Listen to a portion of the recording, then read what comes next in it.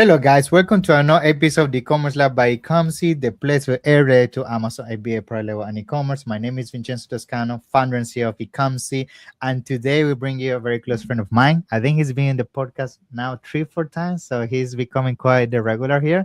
His name is Chris McCabe, and he's one of the founder and CEO of E-commerce Chris, where they specialize on everything that has to do with reinstatement when it comes to account, ASINs, all the kind of headaches that you most likely are encountering as an Amazon seller.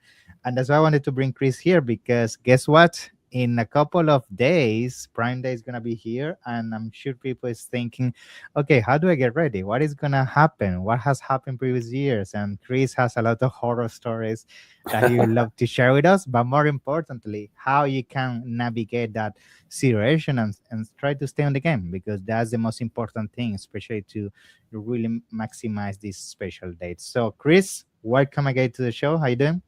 Yeah, thanks. You're my favorite Yeah. Italian. How are you doing? You're Italian as well, so I mean, guess except what? for So, my own family members. You're like my favorite Italian friend. How are you? thank you, bro. Thank you. It's always good to have you here. You bring so much, wisdom and insights when it comes to Amazon. So I Thanks. guess for those that might not know, you just give us a brief introduction, and then of course we can kick off the conversation. Yeah. Yeah, I don't know what number Prime Day this is for us. I guess up to 10 or something.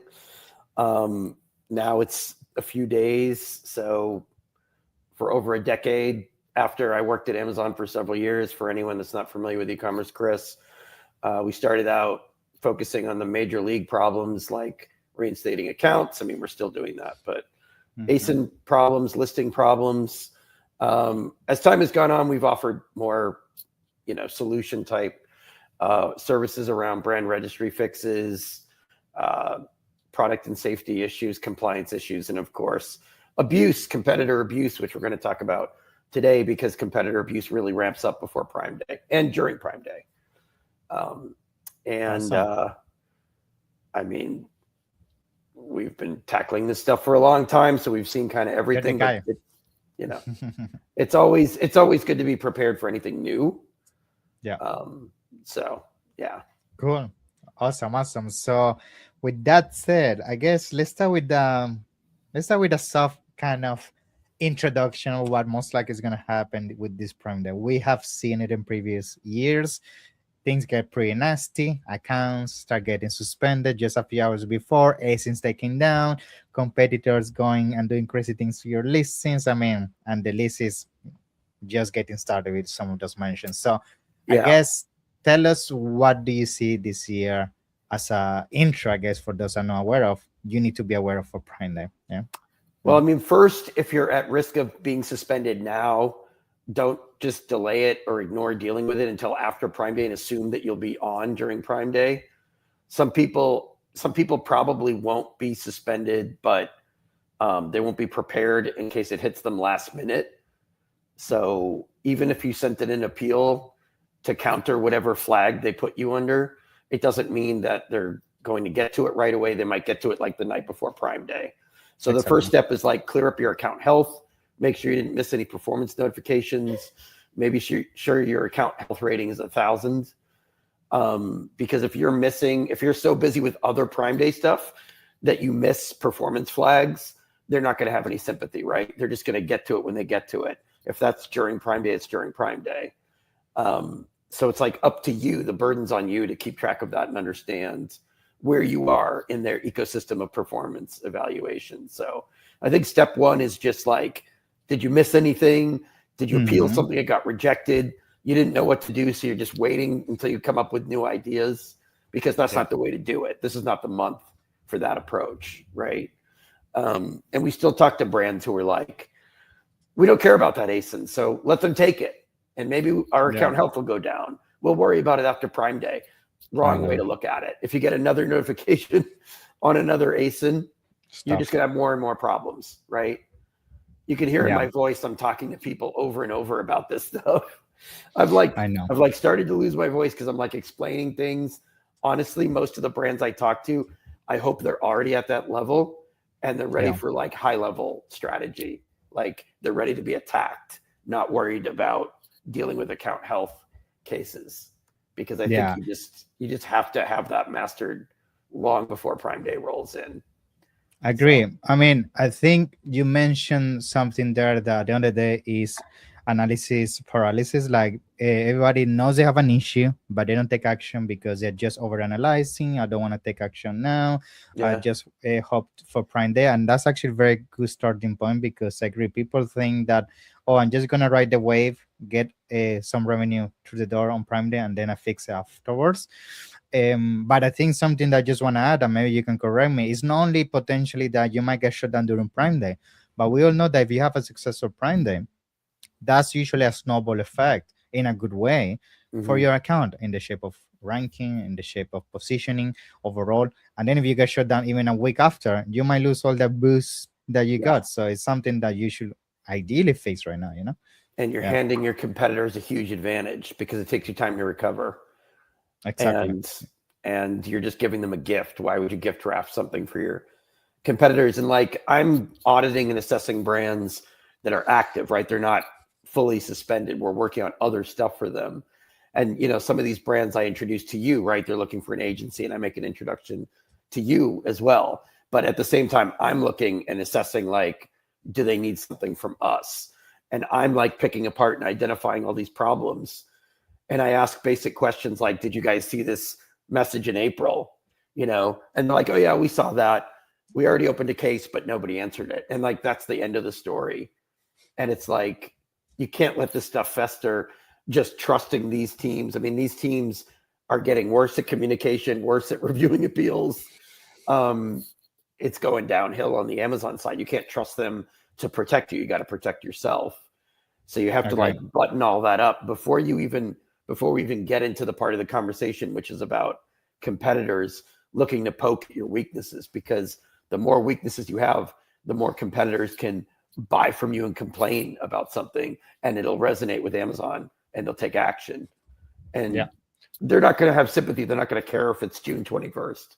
They just won't. of course. Yeah. So you mentioned that something about competitors. I want to start drawing the conversation there. Like you say, some competitors, especially the ones that understand the game, they know that they can find these weaknesses and attack you just to take you down. Maybe something to do with the quality of your product, something to do with your reviews. I mean, there's so many loopholes they can Yeah. exploit. My question is for somebody that has, because the first thing we just discussed is somebody that has something right now getting flagged on their account. They go inside their account and they have a notification. You need to fix X, Y, and Z. But the reality is sometimes there's accounts that show nothing, that you think you're 100% healthy and nothing can take you down, but you have some weak points Yeah. that your competition can exploit. So how somebody can kind of prepare for that? I guess you can do a pre-audit or potentially the areas that can be exploited. Like, what is your plan of action for that? Make sure you're selling in the proper category. Mm-hmm. Competitors love to report sellers for selling in the wrong category. So make Okay. sure you're in the right category to begin with, so you can dispute that quickly, counter that notification, and fix it quickly. I did a post about this on LinkedIn a few days ago. That's a hot topic right now. Not just the trying to push your products into the adult category. That's always been going on. But the idea that miscategorization will be enforced, Amazon, those are almost like bots. They just fire immediately and send you a warning. You're in the wrong category. Obviously, you can't dispute it if you're in the wrong category. So Yeah. check that first. If you know you're in the right category and you have like a SaaS core rep, get them on the case immediately, and don't accept a wishy-washy answer from SaaS core. Most of the brands we work with have a SaaS core rep. Most of those Okay. people are paying $5,000 a month for that rep. So Crazy, like, I know. I mean, I think everyone we work with is paying $5,000 a month, $60K a year. Yeah. So if Which they come between you back, and I don't know if they're getting return on investment, but let's leave it there. I think you have to actively manage it to make Yeah. sure you get a return. Yeah, If yeah. you sit back passively I and think let they're them gonna be help you, proactive. Yeah. That's not gonna happen. you have to be an active participant. You have to drive the conversation. You're not paying them to drive the conversation. When you have these types of problems, they'll say they're not that team and they don't have visibility into it. Not a good answer.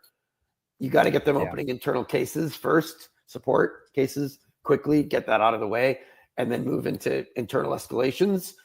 And then if that doesn't work, you have to escalate it yourself externally.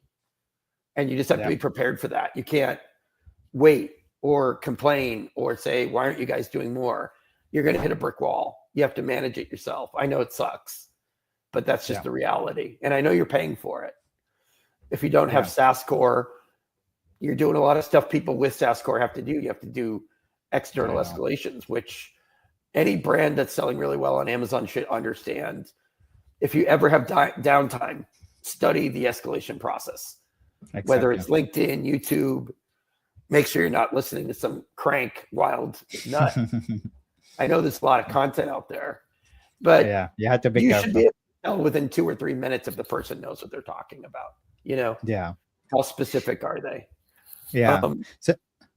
So something I wanted to ask you regarding this, because you already gave so many good advices, and that's awesome. I think what is sometimes difficult for a lot of people to grasp is depending on the category. I know for a fact there's different loopholes they can exploit in the home and kitchen category compared to supplements, because different documentation, different things, and so on. So now, being said that, I'm putting yourself in the shoes of people listening this, and most of them don't know which these loopholes are.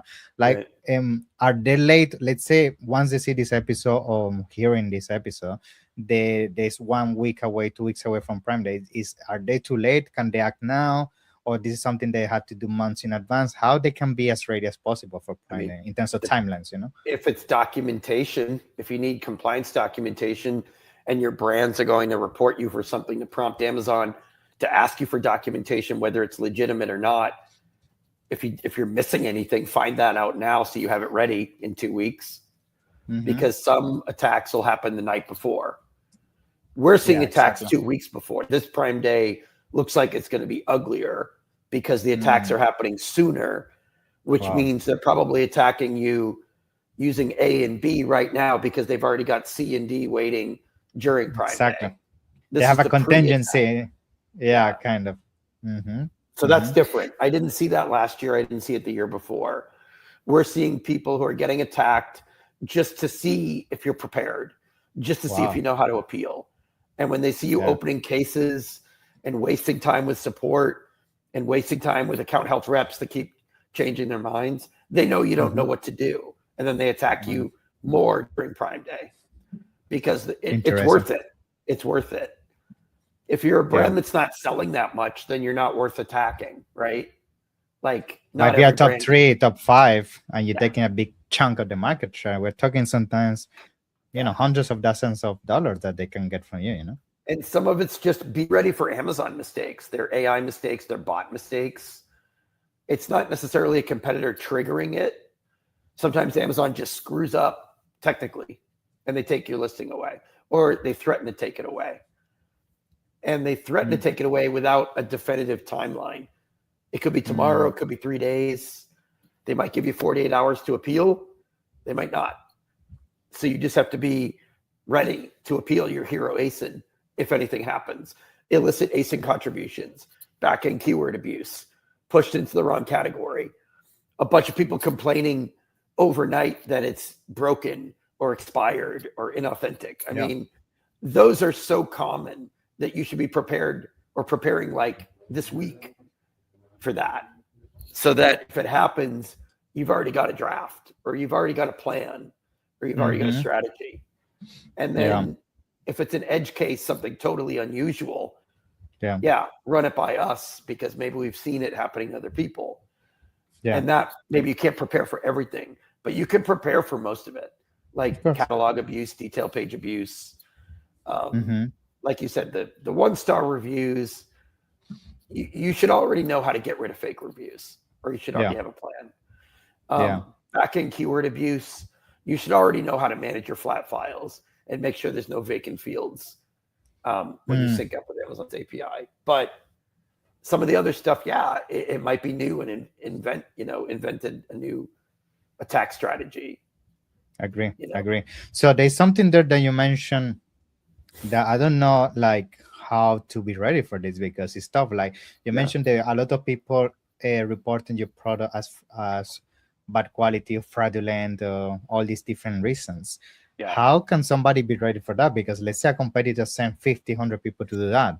Is there something you can do based on your experience, or how you navigate a situation like that? The good You know? news is they typically use really sloppy AI on the Okay. comments.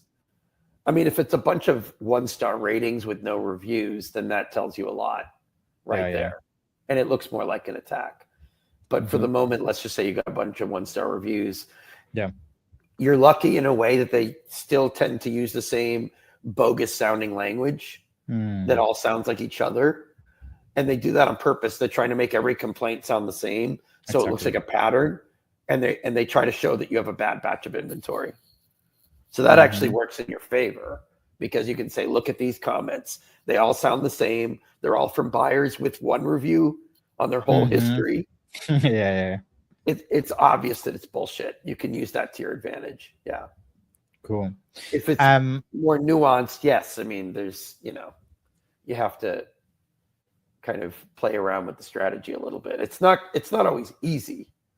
yeah, yeah. Of course, of course. Yeah. Cool. Now you mentioned something, just to kind of start ramping up the level of things, how nasty can get. Like, there's always been rumors. I'm curious, and you don't have to answer this, but there's always been rumors that people have sometimes insiders, especially when there's things that clearly cannot be done if you don't have somebody inside from a Mhm. catalog perspective. You mentioned they can have visibility of how many cases you're raising, things like that. Do you feel that's still happening in 2026? I mean, To some extent? depends on what you mean by insiders, but as you know, Like attacks from inside of Amazon, like yeah, you have people can somebody. buy screenshots of Yeah, your account exactly. from an Yeah, yeah. employee. I mean, this is common knowledge. It's been Mm-hmm. talked about to death, and no one really reacts to it publicly. But Yeah. if somebody wants to look at what ASINs you've had complaints, like I mean, real legit buyer complaints, Mm-hmm. they can find out what those complaints were, copy them, and Mm. buy from you and make the same complaint to make it look like you have a Wow. chronic problem. That's been going on for years. I know. I know. And people were caught for doing it and punished for doing it. I would punished in quotes, Yeah. light slap on the wrist punishment that wasn't effective at all. But the bottom line is somebody can figure out where you're weak if they want to and use that That's against crazy. you by buying from you. It's really quick, simple, easy to Yeah. what ASINs were Take a flagged. Why were they picture. flagged? Yeah. I mean, if they get copies of your account annotations, which everyone and their mother and brother knows that they can get, they can see your appeal too. If they want to, they can see what you're trying to do to counter it. So it's like they've got the whole blueprint of how to attack you. That's why you have to Mm. be ready. But if you're fully 100% up to date on your account health, you already know where you're vulnerable. So you Of already course. know where somebody might try to attack you. Whether it's an internal attack or an external attack, you already know what you need to defend. You Yeah. know, it's Super like important. if you have a Mm-hmm. weak part of your castle wall, you're going to put more people there when Exactly. people try Yeah. to come in. It's the same Yeah. Yeah. concept, Yeah. you know? Yeah. It's a shame Now that we have to talk about this stuff, but it's true. it happens. Yeah, that's why I wanted to bring it because people need to be aware that this is something that's definitely happening. Now, Yeah. talking about things that you see that getting maybe very sophisticated. I'm actually curious about, are you seeing people going crazy at leveraging AI to attack other people? Like, are you seeing any new methods of attack that you would like to share? High level, without details. Like, what are you seeing maybe that this year? Wow, these guys are getting very sophisticated to really attack their competition. Are you seeing something crazy? I thought that would happen by now. I haven't seen that, which is Okay, good. Next cool. year, God only knows. Mm, I think right now people are just trying to decipher Amazon's internal AI tools and yeah. game them. And maybe that's Hmm. what you mean. Yeah. Um, yeah, they're trying to trigger bots. I mean, they were always doing that. So AI or Yeah. not. My recommendation to people is if something unexplained by the data or by the Mm, messaging or by, God forbid, the person you talk to on account health comes up, move that conversation or that appeals process to a manual place as quickly as possible. I see. And that's emails, escalation emails You are have the report. increasing the likelihood that senior level management or their delegated staff are looking at it, which is a person, which is a manual process. Get it out of the tools and teams and email queues, like generic email Exactly. queues, because Yeah. that's where You get lost. Amazon's Whatever you have a conversation about, you get lost. Yeah. Hmm. Amazon's gullible. They fall for tricks all the time. People are trying to make it look like your brand is offering gifts, 5-star review Yeah. gifts on a fake website, and they'll Mm. make the page for you, which you didn't know existed, Exactly. show it to Amazon, and Amazon will fall for it. And they'll Hmm. call you and blame you and say you have to appeal. We see that you're Yeah. abusing the reviews process. What? Wasn't me. What are you Yeah. talking about? It's a Yeah. setup. That's It's a crazy. frame. It's a frame job. Yeah. It's And the crazy. people on those teams should be hip to that and should be well versed in that on that trick. And if your job is chasing black hats, you should know how black hats eat and sleep and think and drink. Yeah. And they don't. And they don't. And it's alarming. Yeah. Yeah. Cool. I guess to start bringing this to kind of closure, and kind of sharing the last few tips and next steps, like what do you think? I mean, of course, you already talked about preparation. You already talked about some of the attacks that are happening right now. What are things that I would like to share, especially for this Prime Day, that you really feel is going to be nasty in the sense of the ways attacks are happening? Any last piece of wisdom you want to share for people can kind of leverage that moving forward? I think part of the problem is that sellers are really bad at reporting abuse still, even though there's whole teams at Amazon dedicated to acting on abuse. People are still opening seller support cases and waiting and doing nothing else, which is worthless. People are still sending emails in a generic email queues and waiting, which is borderline worthless. The people who make noise, the squeaky wheel gets the grease. That's how abuse gets reported. People are still sending in weird legal letters to Amazon Legal, who sits on it for 3 months, which has no value. And I get that lawyers are sales pitching and, making up all this fantasy stuff about legal approaches. That happens later in the process, way down the line. That's not your first line of defense. So people are actually harming themselves, not helping themselves by approaching abuse reporting wrong. And if you're like a 7-figure brand who really needs this, and if you're a 7-figure brand that might not be around this time next year, you can't afford to screw this up. I know. You need to kill it during Prime Day. You can't make one mistake and then another mistake and then another mistake. You're not going to survive, right? I mean, I don't even know if it's that controversial to say that.